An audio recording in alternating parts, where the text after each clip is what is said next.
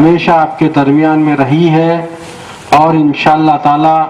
تا قیامت تلک آپ کے درمیان میں رہ کر کام کرے گی۔ یہ جماعت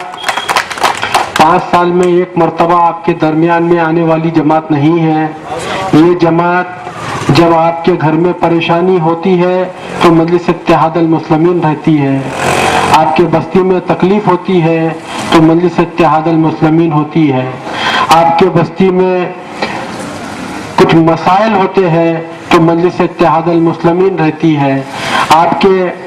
خوشیوں میں مجلس اتحاد المسلمین رہتی ہے، آپ کے غم میں مجلس اتحاد المسلمین رہتی ہے۔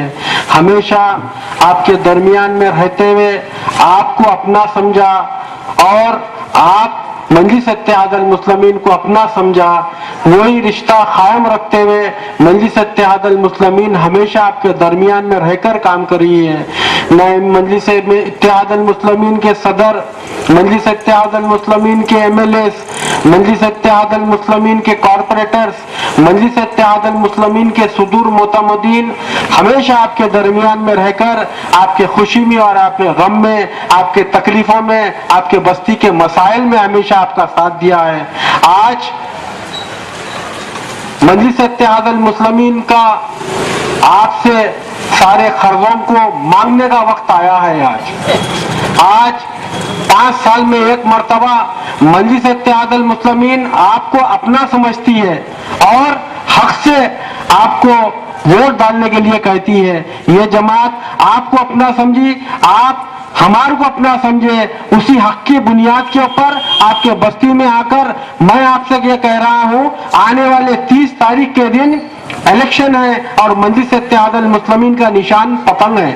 آپ کو ایک ووٹ MP صاحب کے لیے ڈالنا ہے، دوسرا ووٹ MLA صاحب کے لیے ڈالنا ہے۔ 2 ووٹ کا استعمال کر کر آپ ہندوستان میں ایک تاریخ کر دیجئے کہ حیدرآباد کے MP کی ایسی میجورٹی آئی اپنے سروں پر لے کر آج کو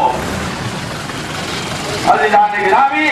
یہ الحمدللہ کانگریس، تیسری طرف آزاد، چوتھی طرف آپ کی اور میری متائیں عزیز جماعت مجلس اتحاد المسلمین ہے۔ عزیز دوستو،